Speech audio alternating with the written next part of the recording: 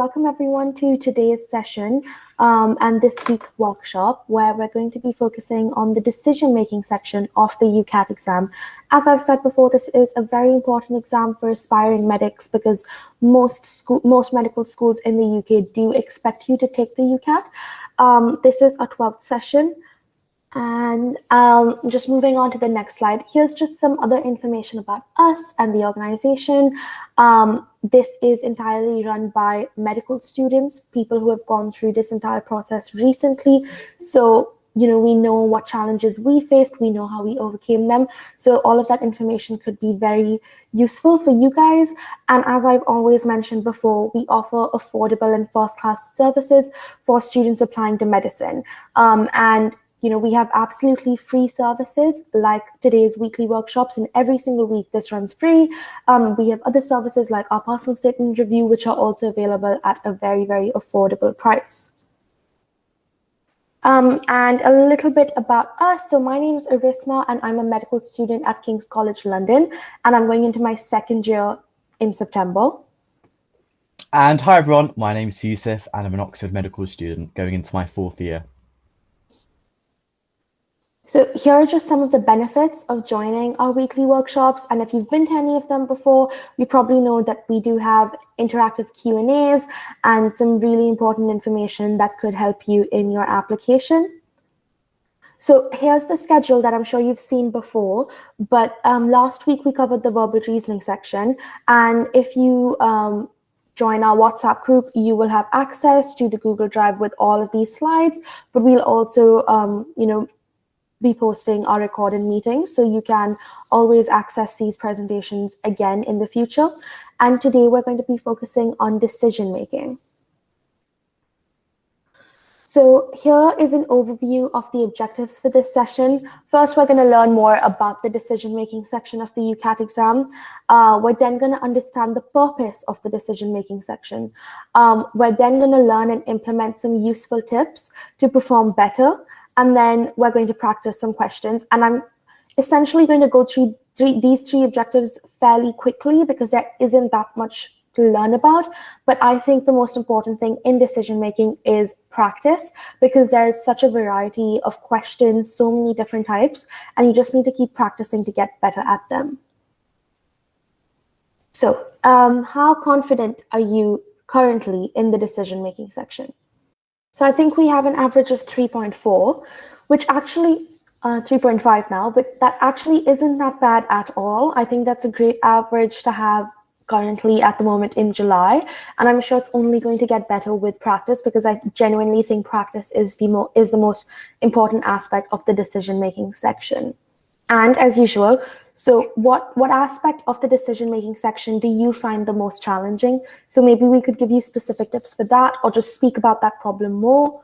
So we'll just wait a couple minutes for this. So I can see 2 probability and Venn diagrams. So it might be worth it to maybe go over some basic GCSE math concepts, such as probability and Venn diagrams, because decision-making questions, you can go to multiple other resources to practice for decision-making, including your GCSE math topics, where you can just go back to probability and Venn diagrams and practice some of your GCSE questions. That's good practice in this situation as well. And time management for logical reasoning. I'm assuming these are the questions where they give you a couple of statements and then you decide who has which car or how much they've paid for a particular thing, which I understand those questions do take a lot of time, but we'll go over one of those today, and hopefully with that strategy, maybe it'll take less time, but we'll go through a bunch of tips, so maybe that should help. So moving on to our first objective, to learn more about the decision-making section of the UCAT exam. So first, how much time does it take? It's 29 questions in 31 minutes. So this means you actually get slightly more than a minute per question. And this is one of the better timed sections in the UCAT, because I think in most sections you just get under a minute per question. But in this section, you get just above 1 minute. What does this section test? It tests how effectively you can apply your logic in drawing conclusions, evaluating arguments, and analyzing data. And it's just a test of your problem-solving skills. And what kind of data will you be presented with? So you get tables, diagrams, text, or a combination of these. You may also have to use the calculator, and we strongly, strongly encourage you to use the whiteboard because you will probably need it. So that's just it about the verbal reasoning section. I haven't added a slide about the types of question just because there's so many types that you couldn't possibly just find 2 or 3 categories. But when we move into the practice session, I'll be talking more about what each type of question asks from you. We're now going to look at the purpose of the decision-making section of the UCAT. So what do you guys think? Why is this section even important? So again, like we said last time, what are medical schools looking at? So if you've done well in this decision-making section, how does that prove to them that you're going to be a good medical student, but B, potentially a good future doctor as well? What skills is this section testing? I think that honestly sums it up pretty perfectly. Absolutely. And especially with decision-making, the name says it all. It's testing your ability to make decisions and your problem-solving skills under a timed pressure. That's great, guys. Well done. I really like this, evaluating symptoms and therefore reaching conclusions, because you have to evaluate a lot of information in this section of the UCAT exam. I really like these answers, and you guys are absolutely correct. So as a doctor, you are required to make decisions on different patients with varied conditions constantly. And decision-making requires high-level problem-solving skills and the ability to assess and manage risk and deal with uncertainty. Decisions need to be made in these high-stress situations, which the UCAT replicates, just as you guys said, because the UCAT has a lot of time pressure, so it replicates those conditions that you may have in the hospital or in medical school. And decisions also need to be made while assessing and analyzing multiple sources of information at the same time. So maybe you're looking at a patient's history, but also looking at their vitals, and then also looking at some test results. Maybe they got their blood drawn, and you're looking at all of those 3 different sets of data at the same time. And again, the UCAT replicates that by providing you such a varied list of information and such varied sources of information in all of these questions. So you're asked to analyze all of them at the same time. And that's how this kind of relates to what you will be doing as a medical student and a doctor. So that's it for the second objective. And we're kind of just rushing through these, but I hope you guys are understanding everything. As usual, if you have any questions, then please put them in the audience Q&A section, and we'll come to them at the end. Or if you have an urgent one, just put them in the chat box and we'll get to them very soon. We're now just going to look at tips to perform better in the verbal reasoning subsection. As usual, I've put a bunch of tips on the next slide, and then we're going to go through them one tip at a time. So first things first, make sure to read the questions slowly and really understand them. And you can do that in this section, because remember, you have slightly more than a minute per question. So when you have a full 60 seconds, take your time, understand the questions slowly, because the questions are worded in such a way that they are extra confusing. That's literally how they've worded them, and that's what makes the section tricky. And we'll be going through them, but especially in the section where they give you some statements and then you get 5 statements and you have to choose yes or no. It's made confusing and tricky just to trick you. So take your time with these questions. It's fine. Secondly, as we mentioned before, in the verbal reasoning workshop, it applies to this section as well, but do not use your own knowledge. Do not assume anything, especially in the section where you have to drag the yes and no's. Do not assume anything. Do not use your own knowledge. The knowledge and the information given in the passage or given in the test, that is all you need to know, and assume that to be the truth. Nothing else is required. Use the drawing board. This is one of my biggest tips. Use your drawing board. Do not try to do everything mentally, because as we've said before, they give you so much information that you will just lose track of all the information in your head. So make use of the drawing board, and make use of the drawing board in your practice sessions as well, so that you're comfortable with it when you actually go to the UCAT exam. As I've said before, revisit some common GCSE math topics like probability and graphs and Venn diagrams as well. another generic tip for pretty much every single section is flag, don't panic, and move on. I think Yusuf had to say something. Yeah, absolutely. I was just going to say, so going back to those two in terms of using the drawing board and probability and Venn diagrams especially, get comfortable drawing Venn diagrams and being able to do so under practice conditions. And the more confident you can be in doing so, you're practicing again that mental muscle of synthesizing information, of being able to really understand information, and that's going to be particularly helpful for you guys. And of course, like Arisma has also said with regards to reading the questions slowly, is in many cases it can be a passage and it might have 5 questions, so really ensure linking all of those 4 together that you're reading through it slowly and therefore you're not using your own knowledge, and that's particularly important there. And taking that time to create that Venn diagram or synthesize that information will be really useful for you. Yeah, I think Yusuf said it perfectly. So as I was saying, flag, don't panic, and move on. I think someone said that the logical reasoning or the deduction questions were taking them a lot of time. And if that's the case, you can always flag those questions, because I think only 2 or 3 of them come up. So you can flag those questions if you know, as the next tip says, be strategic and determine which question type you're better at. So if you know you're not very good at the logical deduction questions, and if you think they're taking way too much time, you can just flag those and come back to them at the end, and that's all right. Familiarize yourself with common terms used in the exam. And at the end of the session, I will be sending a link in the chat, and I'll also be attaching the link onto the presentation when we send the presentation across. But that's just a link to the UCAT website. And over there, they have a table of a bunch of keywords that come up in the decision-making section and what these keywords mean, and just the keywords and their definition. Or alternatively, if you go to our website and download our UCAT guide, which is up and running now, that exact same table is there as well. So either way, you can get access to that. And it's very important to familiarize yourself with these common terms, because if you think about it, the UCAT hasn't defined any keywords that come up in questions for any of the other sections. It's this one. So you know that they've given this table because it's something important. Otherwise, they wouldn't have put it out there in the first place. So definitely go through that.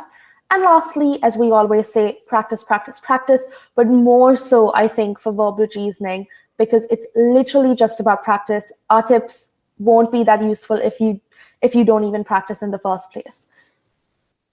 So I think that's it with the first 3 objectives of our session. And we're just like 20 minutes in. So the rest of the session, we're just going to, it says verbal reasoning, I think. Oops, sorry, but I meant decision-making. But we can now just practice some decision-making questions. So the first type that we're looking at is where you're given some context on a situation, and then you're given 5 statements, as we've mentioned this type before. And then you then have to choose if they're true or false. You will have to drag and drop the yes or no options.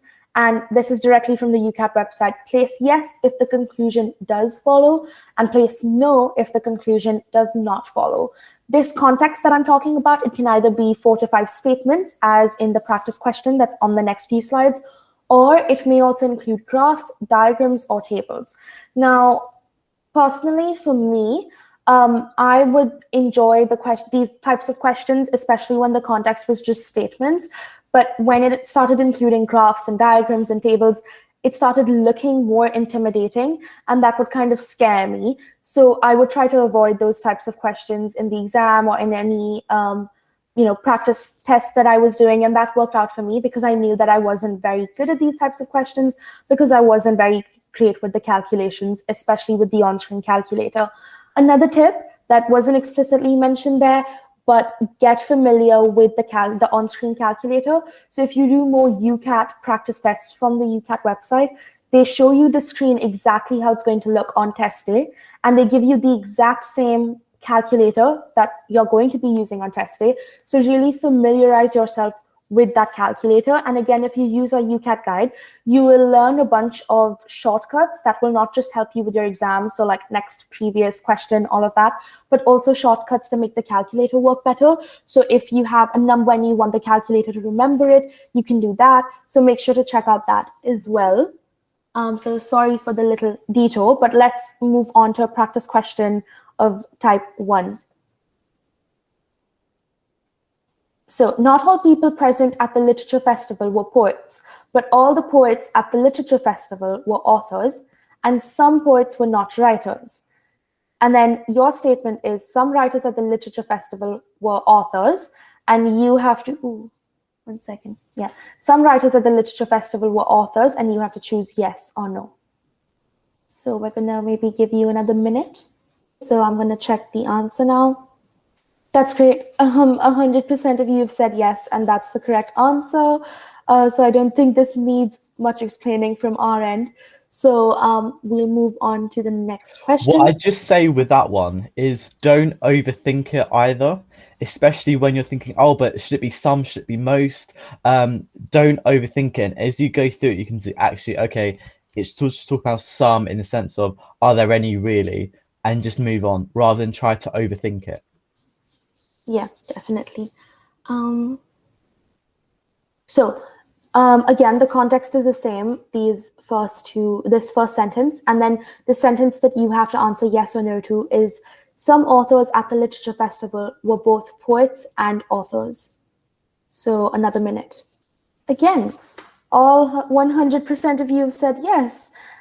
This is absolutely awesome. If you guys are already this good at the section, and if you guys are already this good at answering these questions, then I'm sure you're going to do absolutely amazing. This is great. It shows you those UCAT tips. Brilliant. Well done, guys. This is really, really good. You guys have had your Weetabix. You've had your coffee this morning.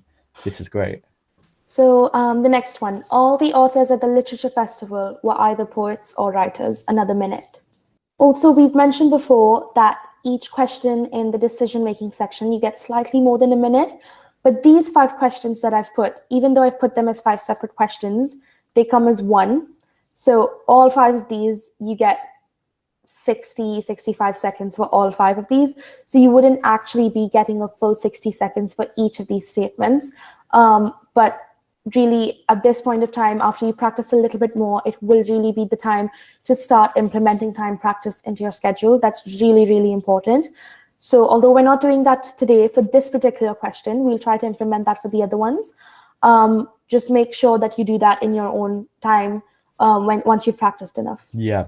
The other thing to say is, of course, how you decide to distribute it is up to you. And although our tactic that we recommend is actually to read the passage in full and then go through the questions, an alternate way of doing it is to do it little bit by little bit and then scan through the text as you go through and literally do it so you spend 1 minute for each question. The only real answer is experiment. Find out what works for you. We'd recommend the former, and that's what works for the majority of our students. But again, you can of course experiment. So let's check the answers. Again, 100% of you have said no. This is really good. So next, not all authors at the literature festival who were poets were writers. Another minute. That's a minute. Let's check the answers. Again, all of you have said yes, and you guys are correct. That's really good, yeah. And the other thing to add is that, of course, when you're reading it through, you can just build this argument, and as you go through it, of course, because it's 5 questions on the same passage, you have a better understanding, and then, of course, you get much quicker at doing so. Good work, guys. I think this is going to be the last statement, but the last statement is all the writers at the literature festival who were authors were also poets. Okay, so that's a minute. Okay, so I think most of you have gotten the correct answer no, but let's explain why it isn't yes. So not all the people present at the literature festival were poets. So some of the people at the literature festival were poets, and all of these poets were authors. Now, some of these poets were writers, and some of these poets weren't writers. And so all of the writers at the literature festival who were authors were also poets. Now, the reason why this isn't correct is because we know that all poets at the literature festival were authors, but we don't know that all authors at the literature festival were poets. And they're talking about that reverse statement that all the authors were also poets. So we're not sure about that. However, if the statement was all the writers at the literature festival who were poets were also authors, then this statement would be completely correct. But because it's that reverse statement, it isn't correct. And that's a major thing in decision making, that when they give you a statement, make sure that you don't assume that the reverse of that statement is true, because it's not true. And that's what they were testing in this question. Yeah. But this has been some great work, guys. You've gotten most of the questions correct. This is very, very good work. Just to add to that, that's a good way of sort of seeing it. And again, there are various ways of sort of going through the text. For me, I would break it down into 3 columns, and I'd be like, right, okay, we can see the fact that actually all the poets were authors, so we can take that bit out, and then we're just looking at, okay, then what about poets versus writers? And it literally says some poets were not writers, and that's how I could be like, oh, that connection doesn't work there that it's saying in the statement. So for me, I see it as, in essence, 2 connections with, if like 3 nodes or 3 words that are connected, and saying, yeah, one of the connections fine, no, the other connection doesn't work. That's sort of how my brain works around this. And again, I'm sure everyone has their own ways of seeing this as well. Yeah, that's great. I never actually thought of it that way. And I think that's what makes these workshops so interesting, because you're getting 2 different perspectives on the same question and how we reach the answer. So, and again, you can experiment on your own, see what works for you and how do you understand the questions. And if you have a different way of understanding the question, then maybe you could explain it in the audience Q&A section and we could go through it. Yeah, absolutely. So this is the second type, which is logical deduction, where you're given 4 to 5 statements and you have to logically deduce which person is associated with which item. This question type is a bit hard to explain. And in the exam, it will definitely take longer, but it was my personal favorite because I thought I was using my head and I just loved the deduction aspect of it. I thought it was very interesting. So even though it would take a lot of time, I would do it because it gave me a very good refresher from the rest of the UCAT where I was stressed and, like hyper focusing on the exam. This was my favorite because I was just chilling throughout and I really enjoyed it. And then in the end, when you got the correct answer, I'd be like, yes, I love this. And so I would love this particular question type. So if you feel this passionately about any question type, then I would highly suggest doing those questions in the exam, even if they take some extra time, because you really feel happy in the middle of the exam. And then that gives you a boost of confidence and a boost of happiness, which is really important. So let's go to the question. Which of the following statements is true? I think you will be able to see those statements on your own screens. But here's the information. Clark, Sam, Jake, Rosie, and Mary have 1 car each. These cars are either red, blue, or green in color. 3 cars are hatchbacks, and the rest are sedans. All the sedans are green. Hatchbacks are either blue or red. Mary and Clark do not have hatchbacks. Amongst Sam, Jake, and Rosie, only Jake has a blue car. So that's all of the information you're going to get. And I think maybe we can give you 2 minutes this time. So 2 minutes to answer this question, and then we'll discuss what the answer is. And in the next couple of slides, I go through my way of solving these questions and how I solve them. So maybe that could help you guys if you guys are struggling with this particular question type. So we're going to give you 2 minutes now. So we're done with our 2 minutes, and I think 9 of you have responded. So let's look at the answers. This is really good. I would consider these types of questions kind of hard, but a lot of you have gotten the correct answer, which I think is great. So the correct answer is that Sam has a red hatchback, but I think one person's also written Rosie has a red sedan. So I'm anyway going to go through my technique in answering these questions, just so maybe that would help someone, maybe it won't, but we can just go through it. And if it works for you, then try to implement it. If it doesn't, then that's all right as well, because my technique or my tips may not work for you because we're all so different. So this is what I would do in the exam. I would make this table. Obviously, this table looks very neat because I made it on a presentation. And in the exam, I would just draw it roughly on the whiteboard. But I would put, so Clark, Sam, Jake, Rosie, Mary, and then red, blue, green, and then hatchbacks and sedans, right? So the first statement was that I think that Clark, Sam, Jake, and Rosie each have 1 car. And then these cars are either red, blue, or green in color, which is what has enabled me to make this table in the first place. And then after that, they say that 3 cars are hatchbacks. So I've written 3, and the rest are sedans. And we know that there are 5 people, so 5 cars. So there will be 2 sedans. And then the next statement is that all the sedans are green. So I've written green here. and the hatchbacks are either blue or red. So I've put in all of my information in this table. And then we're now going to look at the last two statements, which really help you figure out what the correct answer is. So in your table then, the next statement is that Mary and Clark do not have hatchbacks. So what I've done is Mary and Clark, they don't have hatchbacks. If they don't have hatchbacks, and we know that they have to have one car, if they don't have hatchbacks, they will have to have sedans instead. So I've put that. But so now that we know that Mary and Clark do not have hatchbacks, and there are 2 sedans only, and both of them have sedans, so there can't be any more sedans, right? So now we know that therefore, by this deduction, Sam, Jake, and Rosie would have hatchbacks, and that makes sense because we said that there are 3 hatchbacks. So they have hatchbacks, they don't have sedans. Now let's move on to their colors. So sedans, we said that all of the sedans are green. So I've put yes for green and then no for the other 2, and the same thing here. And I also put no here because we know that all the hatchbacks are either blue or red, not green. So we now just need to figure out if Sam, Jake, and Rosie either have red or blue hatchbacks, but we know that they have hatchbacks. And that's when the last statement comes in. And the last statement is that amongst Sam, Jake, and Rosie, only Jake has a blue car. So Jake has a blue car and doesn't have a red car, and it's only him that has the blue car, which means that Sam and Rosie have red cars. And I would make this entire table, and once I practiced more and more, it would take me not more than, say, 40 seconds to make this entire table, and it made everything so clear and right in front of me, and any statement that I saw, I could compare it and see if it was right or not. So that was the way that I approached this question. So guys, you can see how Arisma got into that top 1% for the UCAT, but clearly it's very logical. So to recap, she's broken it down into various columns for the different people in question. She's then had all the qualities and she's popped that down on the rows that you can see. And on top of that, she's actually put down the fact or the bit of information that comes with that set quality or label written there.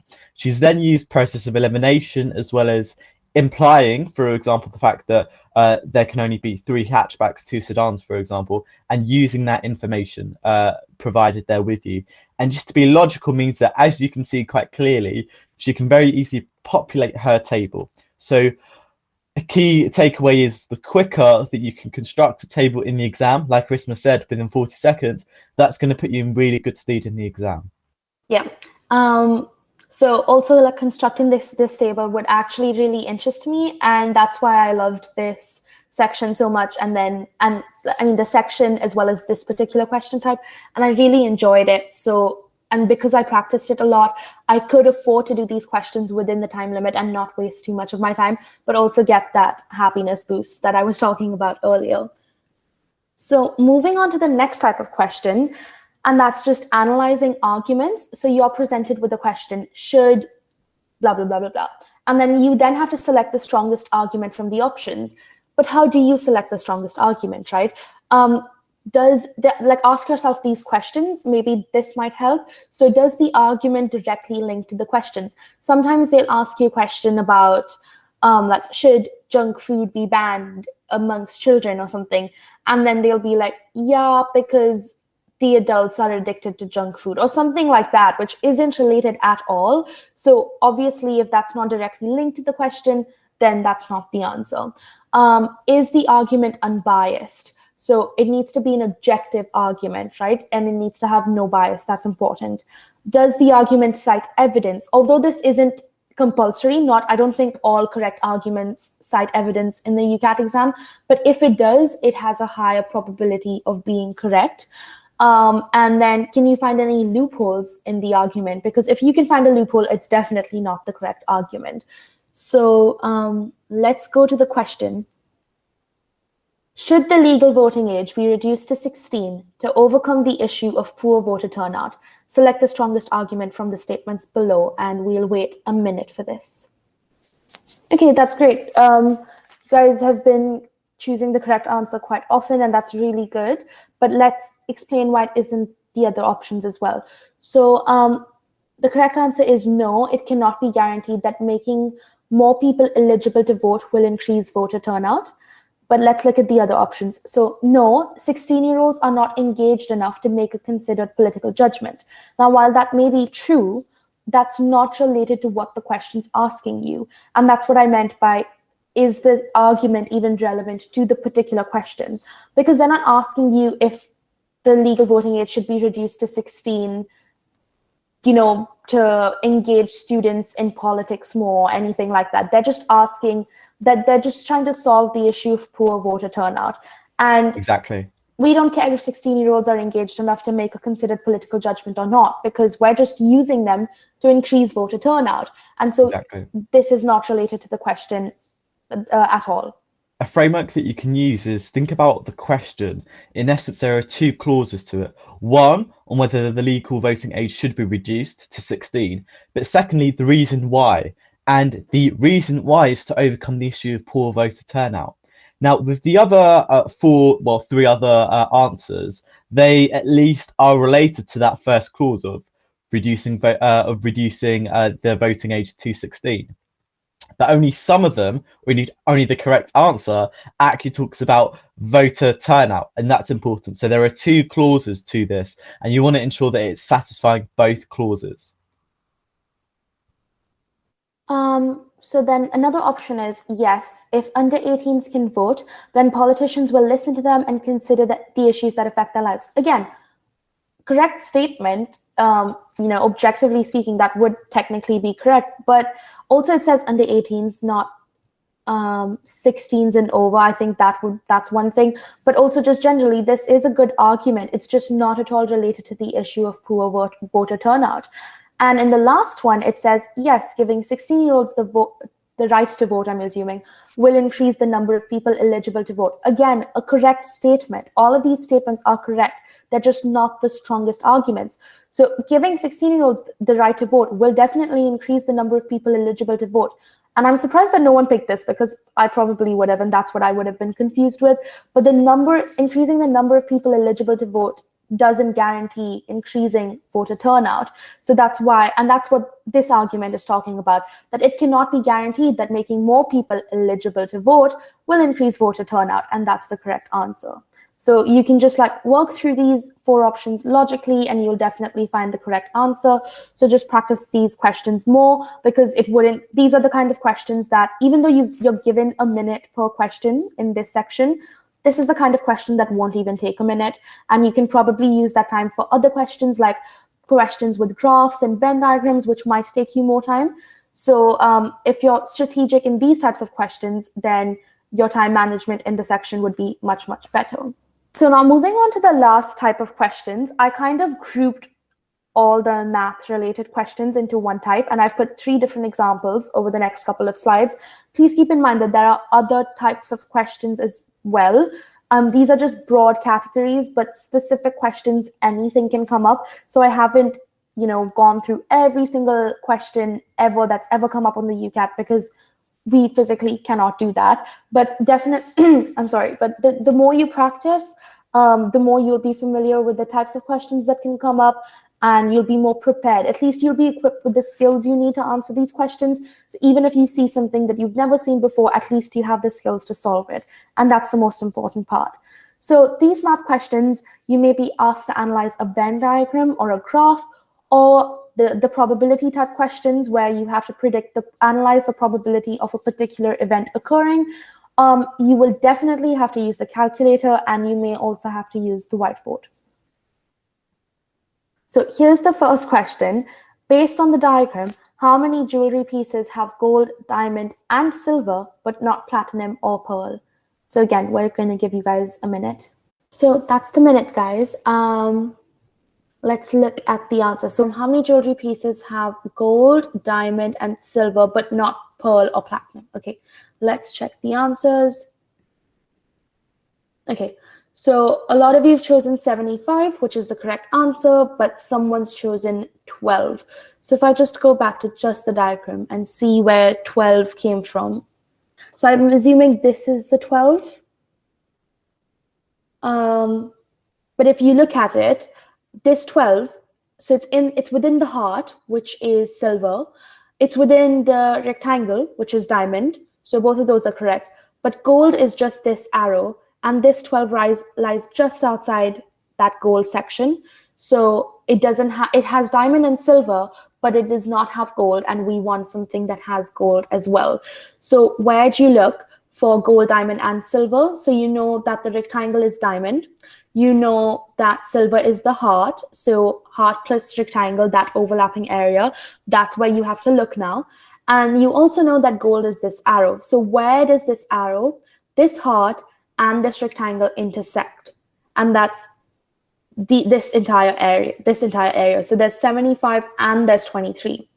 But they did say that it does not need to have platinum or pearl, and this pentagon is for platinum. So let's ignore that. And that's how you come up with just this 75. The next question is, the 27 people in a club are either adults or children. There are 3 more males than females. 12 of the 6 adults are male. How many male children are there in the club? This one is slightly confusing. I think they just gave a lot of information. But again, we'll give it a minute and then we'll see. Okay, so let's check the answers. Okay, so I think this is a question type that we maybe have to explore a little bit more, because I think a lot of you were taking more than a minute, and we have 3 different answers. So the correct answer is 3, but let's look at why it's 3. So let's just quickly go through that again, because I wasn't sharing my screen before, but I said that there are 27 people in the club, and then they told us that 12 of the 16 adults are male. So that gave us 1, the clue that there are 16 adults in the club, 2, that there 12 of those were males, and therefore 16 minus 12, 4 of them were females. That also gave us the clue that 27 minus 16, 11 of them were children, because they said that there are only adults and children in this club. And then the question is, how many male children are there in the club? But remember, there was another statement that we ignored because we just couldn't make sense of it before. And that was that there are 3 more males than females. So this is where a bit of algebra comes in, which I guess not many people would be comfortable with, but that was the only way that I knew how to do it.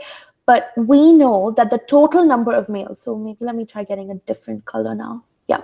So we know that the total number of males is equal to, so let's just call this X, right? A variable X. And so the number of females is the number of female children is definitely going to be 11 minus X. So let's put that down. So the total number of males, total, is equal to 12 plus X. And the total number of females is going to be 4 plus 11 minus X. And you have these 2 statements. So you can see how she's used algebra there to be really useful, and how she's been able to create algebraic expressions from total statements that we've gotten from the passage. So now we know the total number of males and females in terms of X. And the main important statement here is that there are 3 more males than females. So that means that the total number of males is equal to the total number of females plus 3, because 3 more males than females. You could also write it as total number of males minus 3 is equal to total number of females. That's all the same. And now if we just look at this equation and substitute it with what we already have, that equals to 12 plus X is equal to 4 plus 11 minus X plus 3. And now we just solve them. So this side stays the same. There's nothing to do. So you have to do 4 plus 11 plus 3. So that's 15 plus 3, 18. So 18 minus X. Bring the X's to one side. Bring the numbers to another side. So we'll move X here. So that's 2X is equal to 18 minus 12. Which is 6. So the question asked us about the number of male children in the club, and we substituted that as the variable x. So to solve for x, we need to divide 6 by 2, which gives us 3, and that's why the correct answer was 3.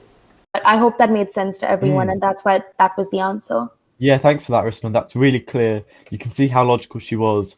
And that's the key skill. So this is applicable where if we're talking about synthesizing information in terms of creating a Venn diagram from information, or indeed a table, like we discussed earlier, or indeed in this case, actually creating algebraic expressions from the passage. And as you can see, it's actually quite simple algebra that we're doing and just rearranging stuff. The hard bit is actually creating those algebraic expressions from the passage. And we've also received a question from the Google Meet chat, which is great. So we're gonna read through this now.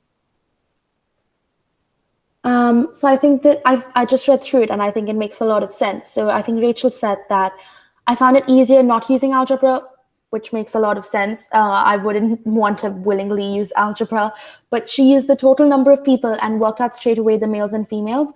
So we know that there are 3 more males than females. So we need a number that adds up to 27. And so the only numbers that work are 15 males and 12 females. From this, we know that there are 12 male adults, and so 15 total males minus 12 male adults will give you 3 male children. Yeah, that makes a lot of sense, and I would highly recommend her method if you understand that and if that works for you. I think that definitely works better than algebra and takes a lot less time. So if you understand that method, I think definitely use that. Yeah, so the key takeaway there is that she figured out, okay, there had to be 2 numbers that add up to 27, so the only numbers could be 15 and 12. There are various ways you could do this. So some do, for example, 27 divided by 2, and then have a look at numbers closer than that are 3 digits apart that then add up to 27. The other way is just pure brute force, and that's just iterative, and you just trial and error, you try different numbers and see which ones work. So you've got Rachel's method of just sort of like pinpointing it and be like, right, okay, go from there. You've got sort of Arisma's method, and I would count myself under that camp of using algebra. And you've also got the sort of brute force, trial and error, try different numbers, see what works. Thanks for that, Rachel. That was really useful. So I'm going to start sharing my screen again. And I think this is the last question that we have for today. And this is a probability question. So Harry can buy a summer season's pass to an outdoor pool or an indoor pool. The outdoor pool remains closed when it rains, and past past records indicate that there is a 0.3 chance that it will not rain in summer, and the likelihood of the pool remaining closed for maintenance is 3/18 for the outdoor pool and 1/6 for the indoor pool. So considering all of these statements, so the likelihood of rain and the pool remaining closed for maintenance, should Harry buy the outdoor pool pass? We'll give you guys a minute. Okay, so let's check the answer. So 63% of you chose no, there's a high probability of rain. So the indoor pool is preferable, and that is the correct answer. But then we have people choosing all the other 3 options as well. So let's explore why it's this and not the other answers. So the first statement is that Harry can buy a summer season pass to an outdoor pool or an indoor pool, right?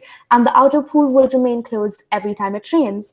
And past records indicate that there is a 0.3 chance that it will not rain in summer. So no rain is 0.3. So I can't write very neatly on this, but bear with me. And therefore, yes, rain. As I've said before, probabilities always add up to 1. So this should be 1 minus 0.3, which is therefore equal to 0.7. Yep. And then, so because we know that the outdoor pool is always going to remain closed when it rains, we know that there is a 0.7 chance that the outdoor pool is closed. And then let's look at the other stuff. So the likelihood of the pool remaining closed for maintenance. So they did say that consider one, the likelihood of rain, and we've analyzed that aspect. And now the second reason why the pools could be closed is for maintenance. So let me just put down M here. And the likelihood of the pool remaining closed for maintenance is 3/18 for the outdoor pool. So outdoor pool is 3/18. And indoor pool is 1/6. Now, if you notice, 3/18 is not in its most simplified form, and you can simplify this fraction further to 1/6, because 3 times 6 is 18. So now when you look at it, the likelihood of the pools remaining closed for maintenance is equal for the outer pool and the indoor pool, because they both are 1/6, and they just said 3/18 to confuse you. So really, that aspect doesn't even matter. The only aspect that does matter is the probability of rain. And we know that there's a 0.7 chance that the outer pool is going to be closed, but the indoor pool is not at all affected by any rain happening. So the probability of the indoor pool being closed is just 1/6. But the outer pool, you have the 0.7 for rain and you have the 1/6 for maintenance. So clearly the outer pool is the worst choice.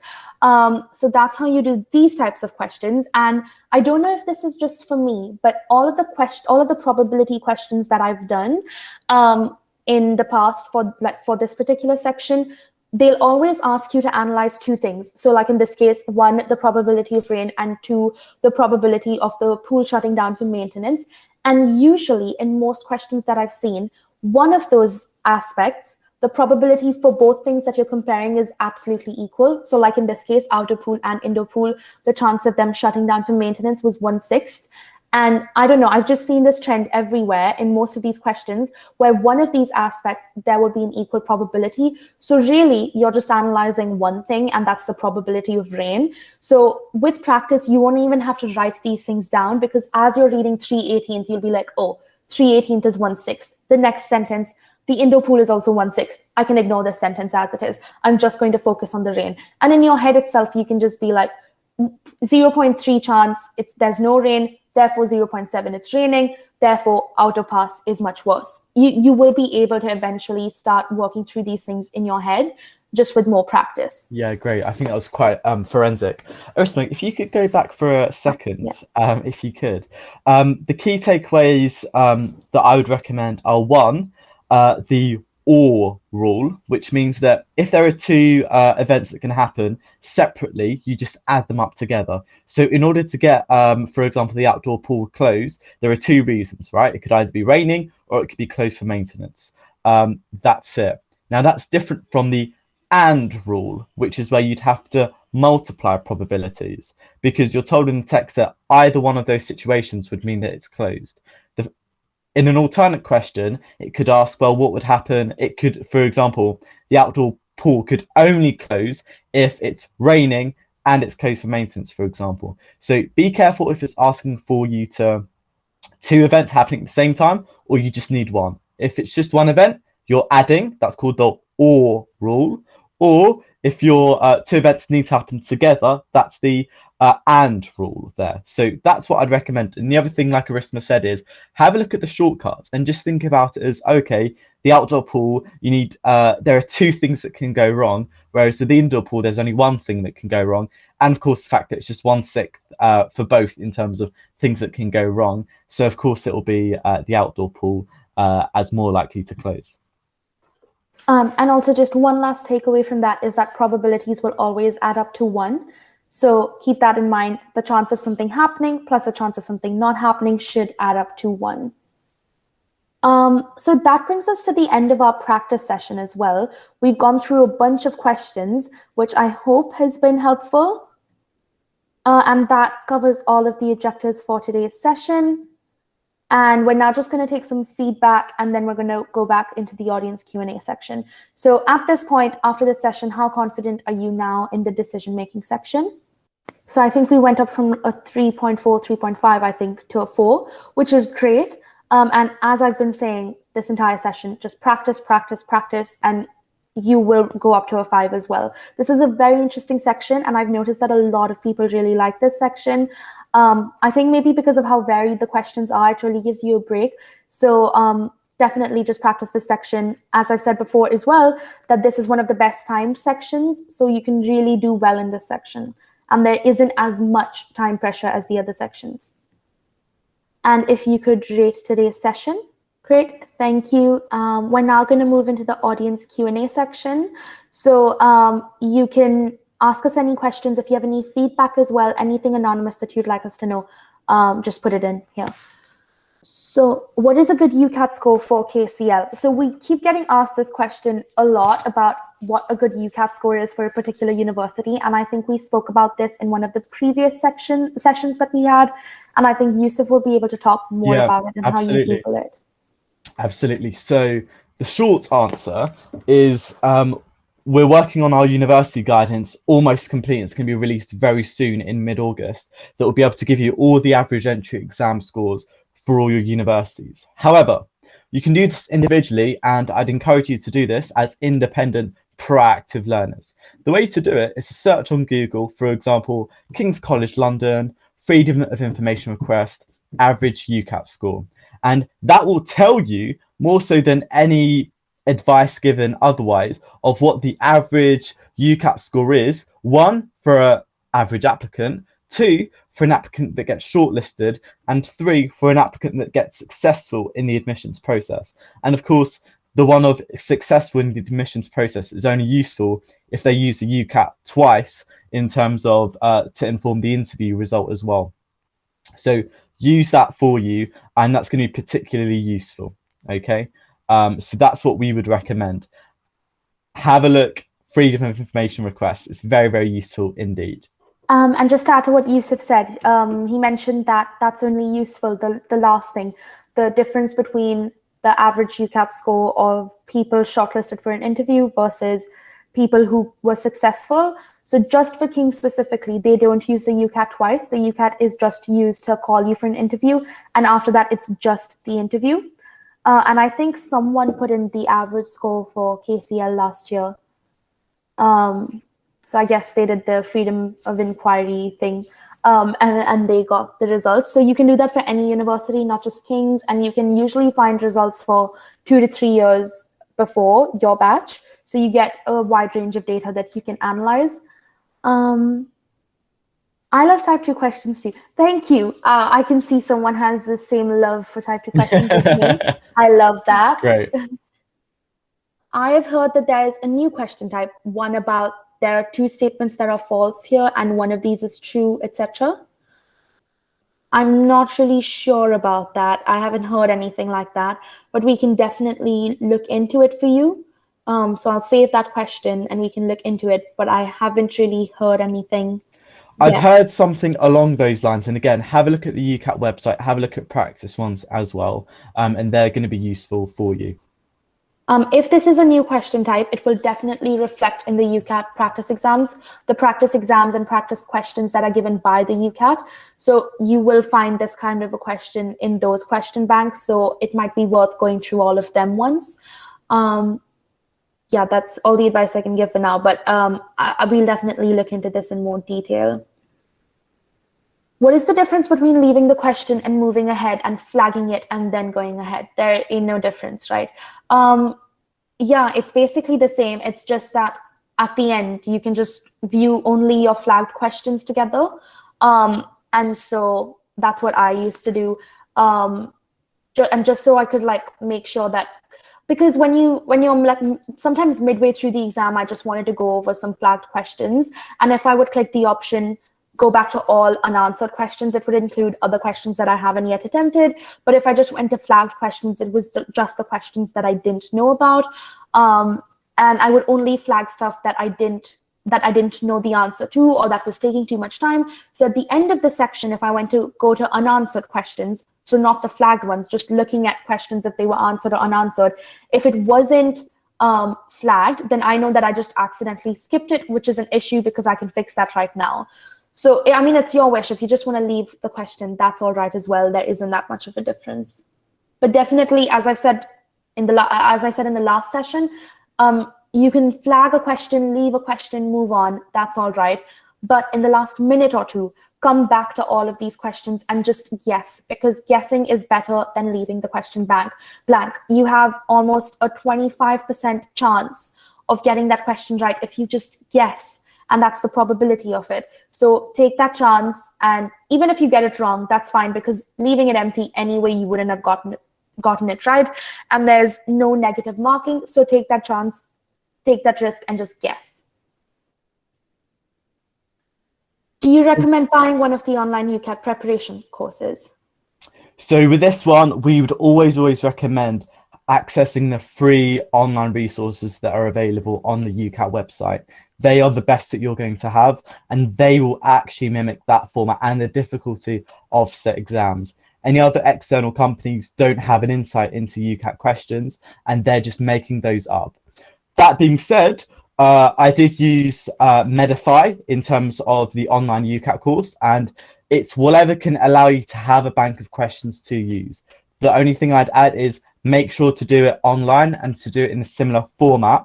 And I found that Medify is a better format to have it in than others that we've used.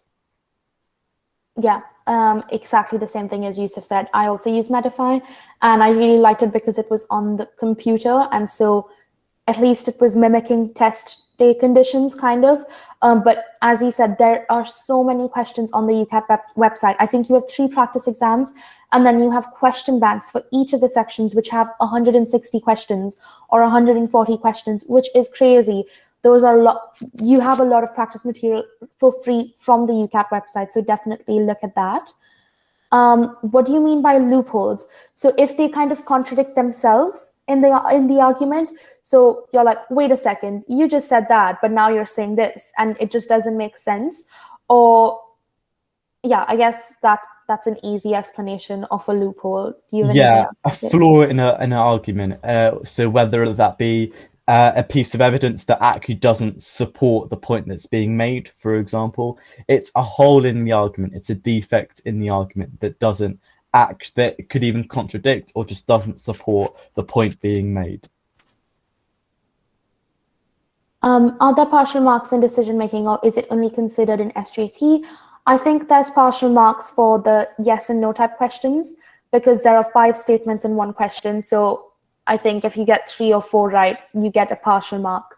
And if you get all 5 right, you get the full mark. Anything below that, you don't get the mark. So I'm not sure of the exact weightage, like how many questions, how many statements you need to get right to get the full mark and partial mark and no mark. But there is partial marking in the yes and no type question. Cool. Would you suggest guessing the answers and moving on to finish all questions, or focusing on getting the questions right, even though you can't answer all? I think focusing on getting the questions right, even though you can't answer all. Yeah. Because guessing at the end of the day is just a 25% probability that you get it right. That's not very high when you start multiplying it, because as Yusuf said, the and rule, you'll have to start multiplying that probability. And for 30 questions, the probability of you getting all of them right by just guessing is not very high. So focus on getting questions right. And if you're struggling with time, focus on improving your time management as well before test day.